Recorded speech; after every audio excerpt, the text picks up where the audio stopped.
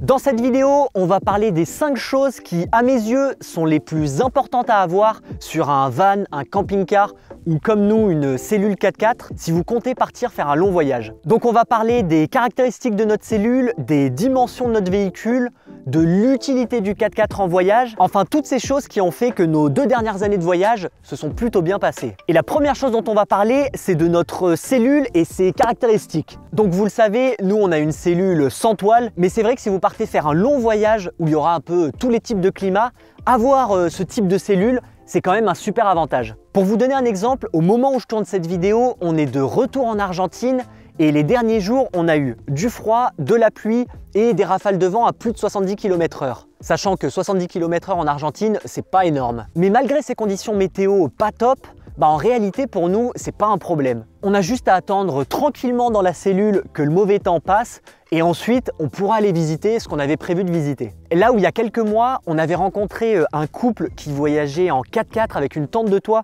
et qui revenait d'Ushuaia et qui était complètement à bout parce qu'ils nous ont raconté qu'en fait ils ont eu un mois de vent et de froid non-stop et à cause des grosses rafales de vent qu'il y avait en Patagonie, la plupart du temps ils voulaient pas ouvrir leur tente de toit par peur qu'elle se fasse arracher par le vent et du coup ils ont dû écourter un peu leur voyage en Patagonie parce que les conditions météo, elles étaient trop compliquées à gérer avec leur véhicule. Alors que nous, avec cette cellule, même si il y a du vent et qu'il fait froid, alors bon, le vent ça fait un peu tanguer la cellule, mais sinon à part ça, on est bien. Et même si la cellule elle est pas très grande, en réalité, le simple fait de pouvoir se mettre debout, d'avoir une table, un lit, d'avoir une cuisine, sur le long terme, ça change vraiment tout. D'ailleurs, avant de partir, et comme on savait qu'on allait voyager pendant pas mal d'années et en plus travailler sur la route, nous on voulait une cellule avec tout qui est prêt à être utilisé. Alors ce que je veux dire par tout qui est prêt à être utilisé, c'est que les banquettes elles sont toujours là, la cuisinière il y a tout qui est déjà installé,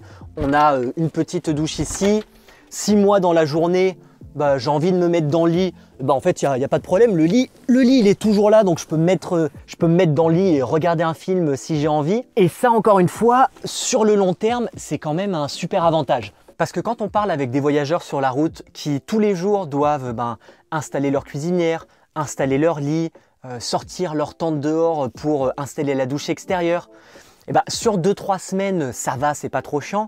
Mais quand on voyage pendant 1 année ou 2 années, à la longue, ça commence quand même à devenir lourd. Et surtout quand les conditions météo, elles commencent un petit peu à se dégrader avec de la pluie ou du vent et du froid, ça peut vraiment venir gâcher une partie de votre voyage. Et vous pousser à quitter plus rapidement certaines zones où le climat est un peu extrême. Donc avant de choisir avec un van avec un toit ouvrable ou un petit 4x4 avec une tente de toit, réfléchissez bien aux conditions météo que vous allez rencontrer sur la route. Parce que moi le premier, quand on était au Mexique et qu'il faisait beau et chaud tous les jours, je me disais, punaise, mais si on avait pris une cellule un peu plus petite mais qui s'ouvrait, ça aurait été tellement mieux. Mais maintenant qu'on est arrivé en Patagonie et que je sais qu'on est parti pour 3-4 mois de vent et de froid tous les jours, je peux vous dire que qu'est-ce que je suis content d'avoir une cellule comme ça, parce que même si pour les 3 prochains mois il fait froid et il y a du vent tous les jours, je sais qu'on a avec nous notre petite maison sur roue tout confort qui nous suit et donc même si les conditions sont difficiles, on n'écourtera pas notre voyage en Patagonie. La deuxième chose dont on va parler, c'est des dimensions du véhicule.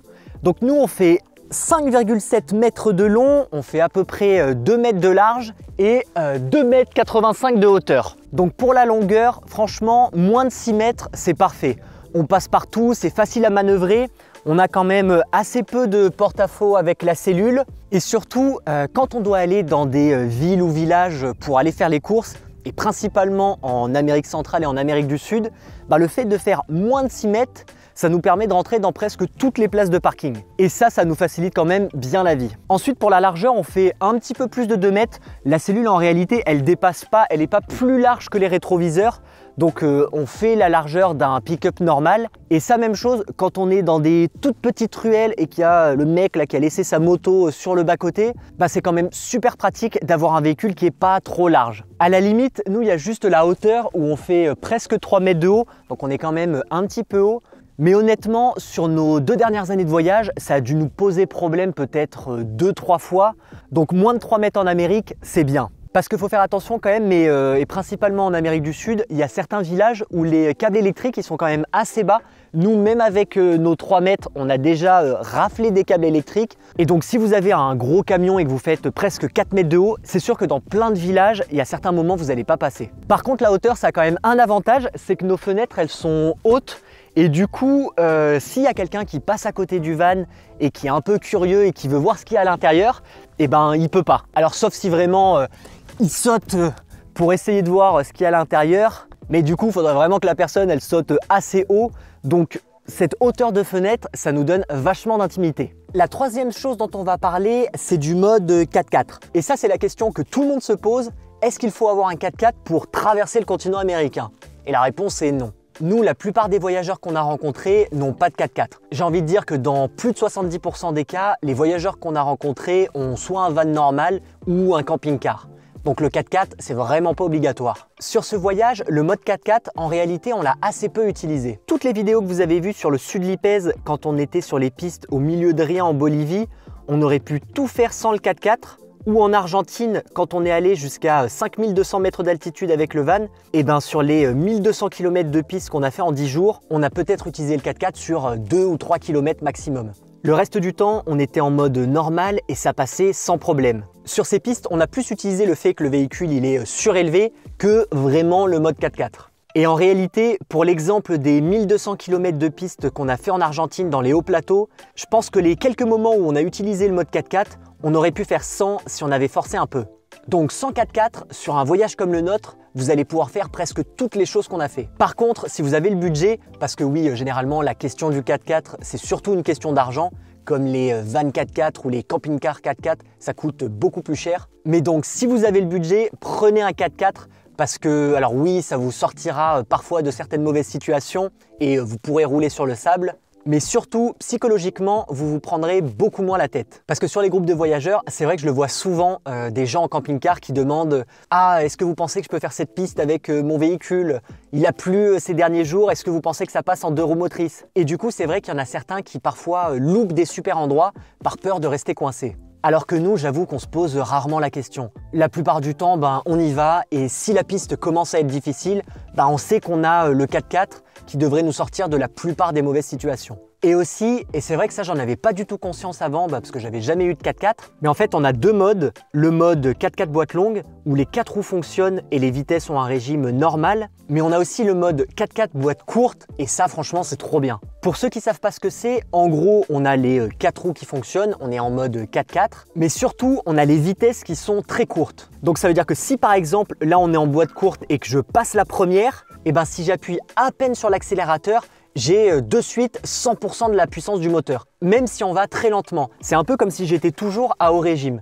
Et si par exemple je me suis mis en première et que je laisse le véhicule avancer, on va aller très lentement et le moteur il calera jamais. Donc c'est vrai que parfois sur des pistes où ça monte énormément et il y a plein de cailloux sur la route, techniquement je pourrais le faire en 2 roues motrices en jouant un petit peu avec l'embrayage, mais en fait je le fais pas parce que j'ai juste à me mettre en boîte courte, laisser le véhicule avancer tout seul et voilà, c'est terminé. Et vraiment, même si la montée elle est extrêmement pentue, qu'il y a des trous, des gros obstacles sur la route, j'ai juste à laisser le véhicule avancer. À la limite, quand on doit franchir un petit obstacle, j'accélère un petit peu et de suite, j'ai 100% de la patate du moteur. Et ça, franchement, ça change la vie. Donc se sortir de moments un peu galères avec le mode 4x4, on l'a déjà fait, mais pas tant de fois que ça. Par contre, se retrouver sur des pistes un petit peu dangereuses où ça a monté beaucoup, il y avait des gros obstacles, des cailloux, un petit peu le ravin à côté et où donc c'était un petit peu stressant, ça on l'a eu quand même pas mal de fois. Mais du coup, ce que je faisais à chaque fois dans ces moments-là, c'est que je m'arrêtais, je me mettais en boîte courte, hop, je laissais le véhicule avancer tout seul.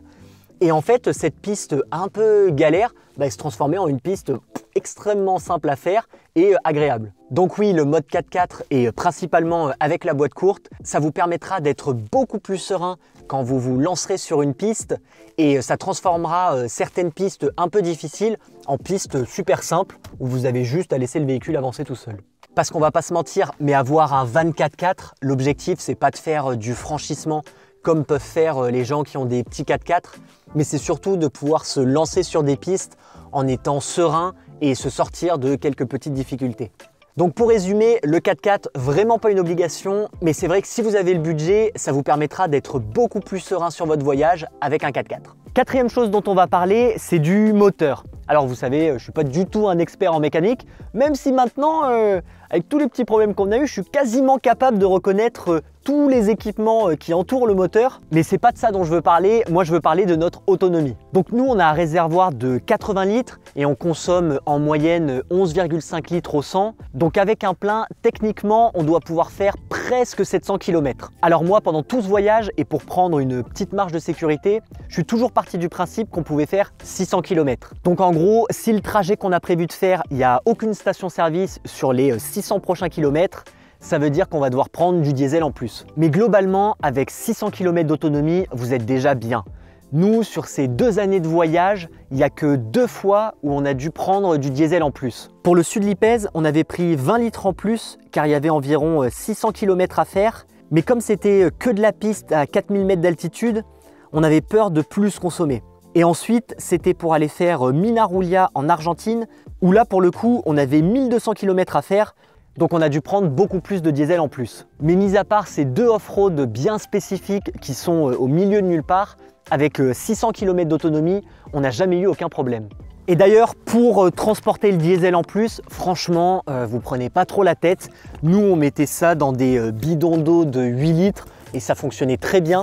À la limite, il faut quand même avoir peut-être un jerrycan de 10 litres parce que dans certaines stations-service, ils n'acceptent pas de remplir directement les bidons d'eau et donc ça permet de se remplir 10 litres avec le jerrycan, aller le vider dans le bidon d'eau, re-remplir le jerrycan et faire ça autant de fois que nécessaire. Mais franchement, si comme nous, vous avez un véhicule qui consomme pas trop, ne vous embêtez pas à stocker 40 ou 60 litres de jerrycan d'essence à l'arrière de votre véhicule parce qu'en réalité, vous allez très peu vous en servir et ça fonctionne très bien avec des bidons d'eau. Deuxième chose que j'ai à dire sur notre moteur, c'est nous, on a 190 chevaux et ça en réalité, avoir un peu de patate, c'est quand même super utile, surtout pour l'Amérique du Sud, parce que comme je l'ai dit, il y a quand même beaucoup d'endroits où ça monte beaucoup. Alors parfois c'est des routes goudronnées aussi, et c'est vrai que quand vous êtes parti pour faire plusieurs heures de route et qu'il y a plein de camions, parce qu'il y a vraiment beaucoup de camions en Amérique du Sud, même dans les routes de montagne, et avoir un petit peu de patate, ça aide quand même pas mal. Et donc doubler les véhicules lents sur des routes de montagne, c'est pas trop compliqué pour nous. La 5e chose dont on va parler, c'est de l'espace intérieur du pick-up ou de la zone conducteur si vous avez un camping-car. Parce que oui, sur un long voyage comme ça, vous allez en passer pas mal des heures assis ici. Nous, en un peu plus de 2 ans sur la route, on a fait environ 60 000 km, alors ce qui n'est pas énorme en réalité.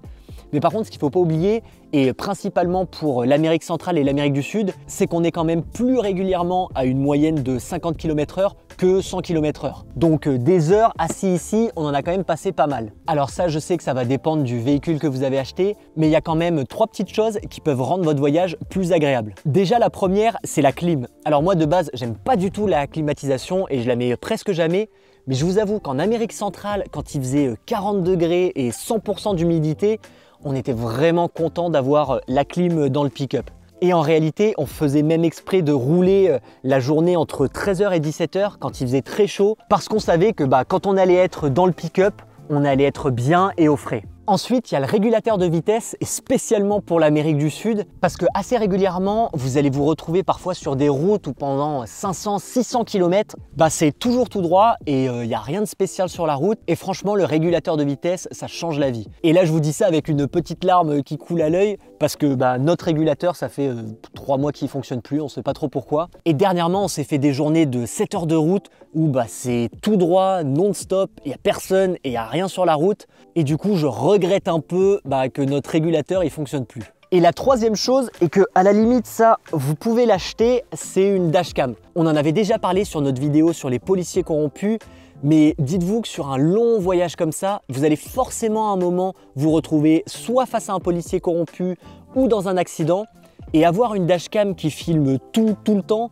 c'est vraiment super important et ça vous sortira de certaines situations un peu galères. Je me rappelle en Équateur, on avait vu un motard qui avait eu un accident sur le bas-côté de la route et du coup on s'était arrêté. Moi j'étais allé l'aider à se relever. Alors il avait un peu de sang sur la gueule mais bon globalement c'est allé. Alors par contre, il était complètement bourré. Mais c'est vrai que pendant que j'étais en train de l'aider, il y a plein de gens du village qui ont commencé à sortir. Et quand je les ai vus venir vers moi et que je voyais notre van garé sur le côté avec les warnings à côté de la moto accidentée, je me suis dit, mais punaise, en fait, les gens, ils vont penser que c'est moi qui ai tapé le motard peut-être. Et là, si vous êtes face à des gens qui sont pas honnêtes, la situation, elle peut très vite dégénérer. Bon, dans mon cas, heureusement, il y a 2 mecs qui sont venus me voir. Ils m'ont dit que oui, lui, il est toujours bourré et qu'il devrait pas conduire de moto dans cet état et ils sont repartis. Mais c'est vrai que si le motard, à moitié bourré, il avait décidé d'appeler les flics et de dire que c'était de ma faute et que c'était moi qui l'avais percuté avec la moto, quand vous êtes dans un pays, vous parlez pas la langue, vous êtes un peu au milieu de nulle part et qu'il y a tout un village qui sort,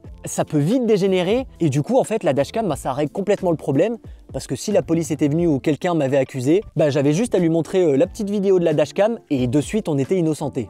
Donc franchement une dashcam pour moi c'est un must à avoir pour un long voyage et si possible faites pas comme nous mais prenez une dashcam qui filme à la fois ce qu'il y a à l'avant et aussi ce qu'il y a à l'arrière du véhicule. Donc voilà, vous savez tout. Si vous avez d'autres idées pour améliorer la qualité de vie sur la route, n'hésitez pas à les mettre en commentaire.